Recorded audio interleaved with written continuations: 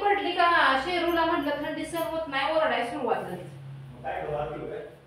नको असू दे बाहेर उन्हात जरा बसले त्याला पण बरं वाटतंय. मग सिंबा बाहेरच आहे की नाही पुढेच आहे तिथं तिन्ही पण पुढे आहे ती चिव पण आहे सिंबा पण आहे शेरू पण आहे. असू दे बाहेर जरा उन्हात थंडीनं लयच ओरडते हो आत मग खाल्लंय त्याने आता. शेरू चल बाहेर ओरडाय सुरुवात लगेच बाहेर सोडावं मला इथं शूटिंग चालू आहे ती मग ओरडते मग आवाज येत नाही व्यवस्थित त्याला लय ओरडते ती. हॅलो नमस्ते गुड मॉर्निंग सुप्रभात सर्वांना. आजचा दिवस तुम्हा सर्वांना खूप छान आनंदात आणि मजेशीर जाऊ देत. तर आता ही सकाळची वेळ चाललेलं आहे आवरायचं. ऐश्वर गेला शाळेत शनिवार आज. अण्णा नाश्ता करून गेलेत. नाश्त्याचा पसारा भांडी वगैरे सगळं पडलेलं आहे आणि आता बनवायचं आहे स्वयंपाक.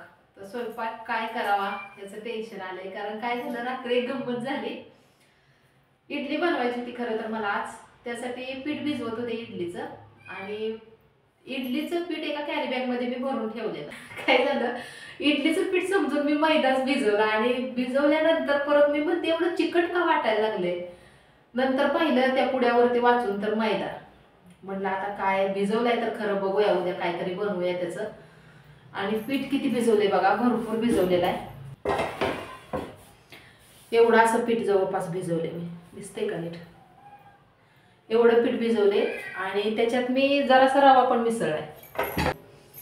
तर आता एवढ्या मैद्याचं आणि रव्याचं करायचं काय असा प्रश्न मला पडलाय. इडली तर व्यवस्थित होते का नाही कारण मैद्याची काय मी कधी बनवली नाही इडली मैद्यापासून. आता बघूया काहीतरी रेसिपी करते.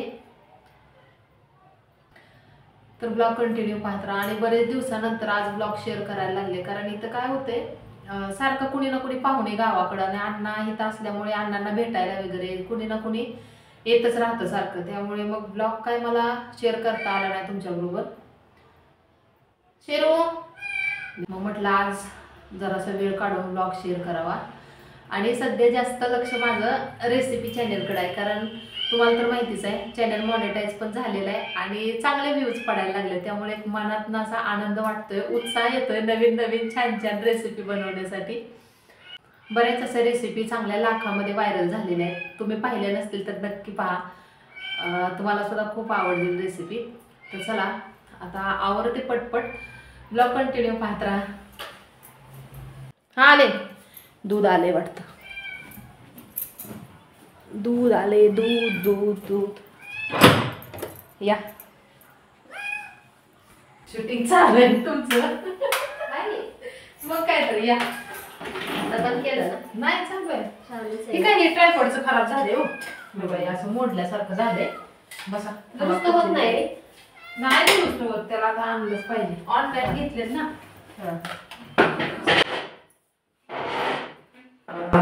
पडले काय असंच होतंय गडबडीत लक्षातच नाही माझ्या.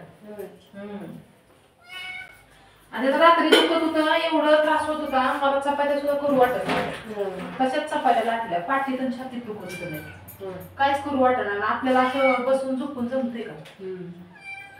मग त्या गडबडीत रात्री मला काय काय सुचत नव्हतं. मग म्हटलं का चपात्या लाटा येईना ते उद्या इडली करावी म्हणून रात्रीच भिजवायला घेतलं.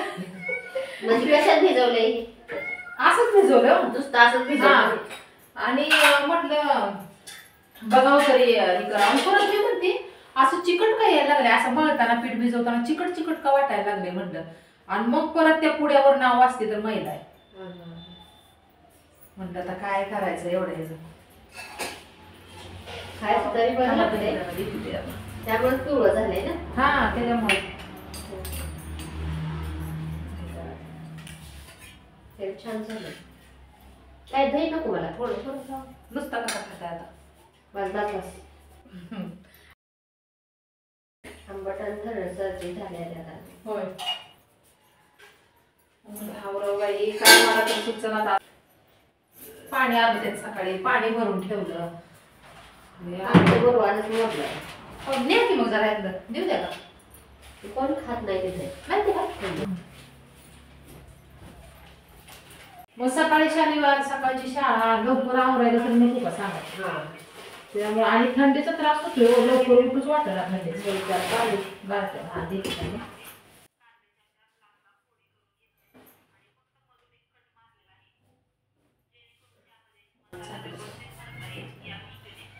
दरवाजा बंद करावा लागतोय माकडासाठी. लय माकडं सकाळी किती आहे तुमची किती बाहेरच आहे पुढचा दरवाजा उघडाच आहे की अहो? पुढचा करायचा उघडा बंद करायचा. नाही घेत नाही दीदी लय दमवले.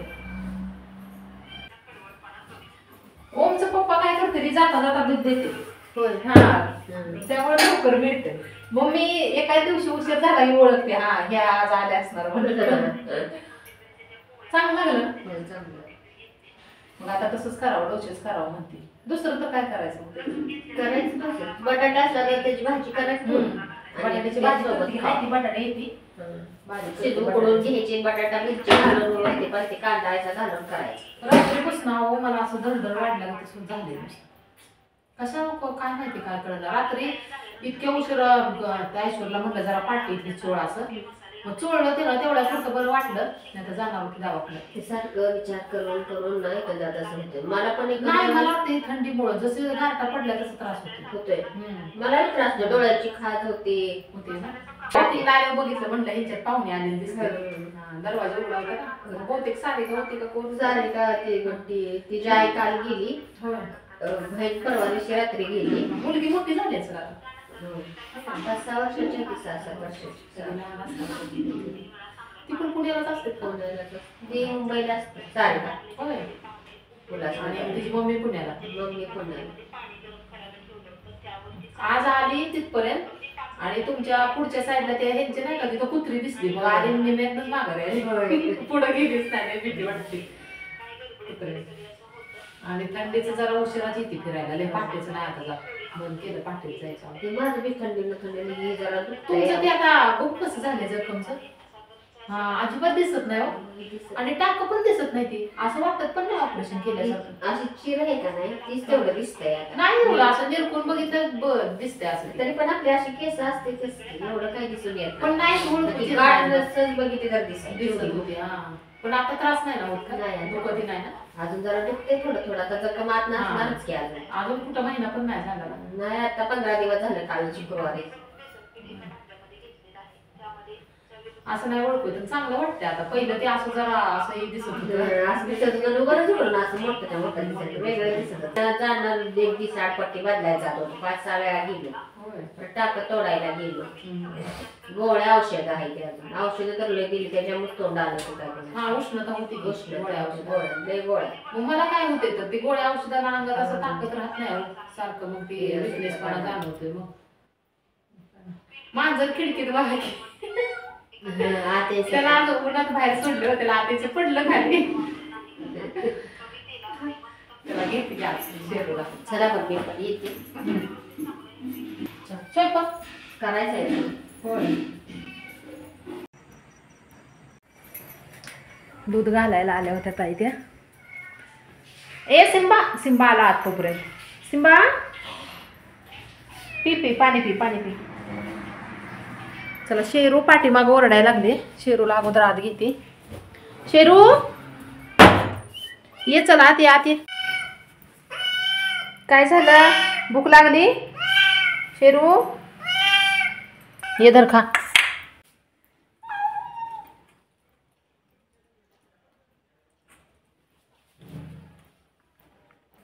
ऐश्वर्याला मग घेऊन जातो आता. हं त्याला नंतर पाठवतो 1च्या दरम्यान. चालतंय. मग डबा नेला पाठवतोय परत. हा पाठवतो. मग आताच डबा घेऊन जावा ना. वेळ होणार काय कसं आहे तुझी रेसिपी बनवायची तुझी मी पण काय गडबड होणार आम्हाला पण वेळ होणार दुकानी जाय. बरं बरं ठीक आहे. बघू तोपर्यंत कुकर तर लावते की सांबार करते. ऐश्वर्याला आता घेऊन जातो. तुम्ही झाली की फोन करा नाही. आता त्याला घेऊन जातो लगेच आता आणि त्याला थोड्या दुकान थांबवतो करू लागल थोडं काम. परत नाही येईल तो तुझा फोन आल्यावर तेव्हा मीच पाठवेल पाहुणे 1च्या दरम्यान तो जेव परत येईल माझा डबा घेऊन येते. एवढं काय अर्जन्सी नाही. आणि लय वेळ पण करू नका जेवायला. पाठीमागच्या बाजूला आहे उन्हात बघा. वाढले असेल चांगले आता.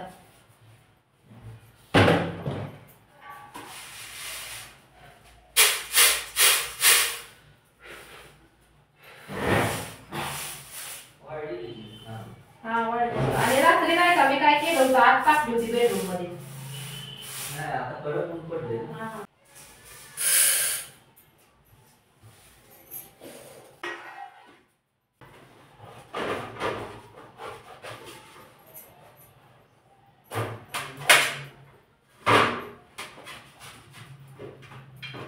हो चल येऊ का मी? निघाल हो चालतंय. ऐश्वर्या नंतर पाठवून दे. फोन करते झाल्यावर काय. हो आणि लय वेळ करू नका जेवायला. नाही नाही तुम्ही पण जेवून घ्या. तुम्ही डॅडी पुढे व्यवस्थित बसता नाही बघ तिरका बसलाय थोडा. कसलं लक्ष नवऱ्याचं बाई. चला येऊ का? हा किती लक्ष हो तुमचं. ठेवला व्यवस्थित आता. चला येतो. हा काय गंमत झाली हे तुम्हाला ब्लॉगमध्ये समजलंच असेल. रात्री मला खरं तर इडलीचं पीठ भिजवायचं होतं पण चुकून मी मैदा भिजवला आणि थोडासा रवा त्यासोबत भिजवला. आणि एवढ्या मैद्याचं करायचं काय, कारण अन्न पण वाया जाऊ देऊ वाटत नाही. मग म्हटलं काहीतरी बनवावं, यासाठी माझी चालली आहे धडपड. आणि व्हिडिओ इथं थोडासा मी फास्ट फॉरवर्ड करते कारण खूप व्हिडिओ मोठा होतो. मग आता मी काय केलं, त्यातलं थोडंसं पीठ एका पातेल्यामध्ये काढून घेतलेलं आहे आणि त्यामध्ये म्हटलं जरासा अजून रवा मिक्स करावा. थोडंसं पाणी घातलं आणि 1-2 चमचे दही घातलं. म्हटलं डोसे व्यवस्थित येतात का नाही पाहावं, कारण मगाशी एक डोसा मी बनवून पाहिला होता. मगाशी त्या ताईंना पण टेस्ट बघायला दिली होती तर चांगला लागतोय म्हटलं. त्यामुळे मग म्हटलं अजून थोडासा रवा मिक्स करून डोसे बनवूयात. अरे संसार संसार जसा तवा चुल्यावर आधी हाताला चटके तेव्हा मिळते भाकर.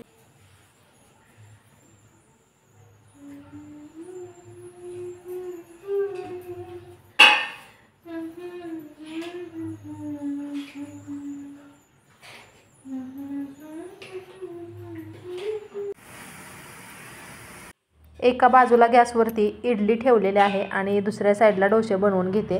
कारण ऐश्वर नुकताच आता शाळेतून आला आहे. म्हटला मला डोसा अगोदर बनवून दे खायला, म्हणून त्याला डोसा अगोदर बनवला. आणि खरं सांगू का, मैद्याचे पदार्थ आमच्यात जास्त नसतात. म्हणजे जास्ती करून मैद्याचे पदार्थ खाणं आम्ही टाळतो. पण रेसिपीसाठी मला अधूनमधून कधीतरी बनवावं लागतं. त्यामुळे मैदा आणून ठेवला होता आणि चुकून तोच भिजवला. बरं असं द्यात काहीतरी रेसिपी पण झाली मला. कारण मैद्यापासून इडली मी पहिल्यांदाच बनवते. बघूया आता कशी होते काय ते. इडल्या तर चांगल्या झाल्यासारख्या वाटतात बघा.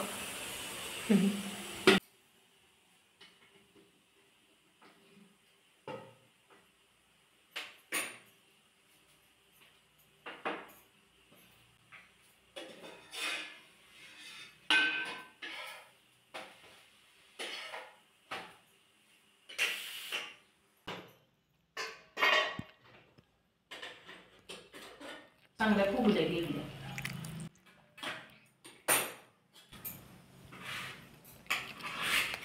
लगेच निघते काय लगेच निघते बघू.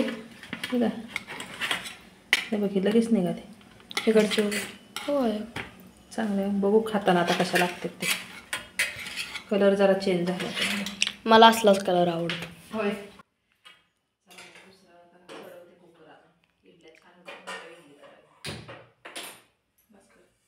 त्यानंतर अजून त्यातला थोडंसं मैद्याचं म्हणजे भिजवलेलं पीठ राहिलं होतं. मग मी काय केलं, त्यामध्ये थोडासा ओवा घातला, जिरे बारीक वाटून घातले, धनेसुद्धा बारीक वाटून घातले आणि थोडासा लसूण, लाल तिखट, मीठ आणि त्यानंतर बघा गव्हाचं पीठ मिक्स करून छान असा गोळा मळून त्याची अशी चपाती लाटून घेतली आणि अशी कट करून घेतली.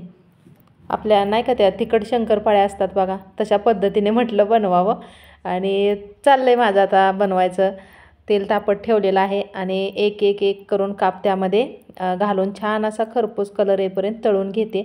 आणि मी तर सांगेन की मैद्यापासून इडली बनवू नका, कारण की एवढी काय व्यवस्थित लागत पण नाही आणि सुरुवातीला फुगते, चांगली दिसायला छान दिसते, पण खाताना मात्र अजिबात टेस्टी लागत नाही. त्यामुळे मी तर तुम्हाला सुचवेन की मैद्यापासून इडली बनवू नका. तर अशा पद्धतीने पहा मी तिखट शंकरपाळ्या बनवलेत. आता या तिन्ही पदार्थामधलं खरं सांगू का, मला जास्ती आवडलेला पदार्थ म्हटलं तर या तिखट शंकरपाळ्या खूप खायला टेस्टी लागल्या. बाकी इडली डोसा वगैरे काही व्यवस्थित लागत नव्हता. पण असू द्यात, भिजवलेलं पीठ वाया न जाऊ देता त्यापासून मी काही ना काहीतरी रेसिपी बनवली याचा मला आनंद वाटत होता. तर आजचा ब्लॉग मी इथंच थांबवते. लवकरच भेटते अशाच नवीन एका छानशा ब्लॉगमध्ये पुढच्या व्हिडिओमध्ये.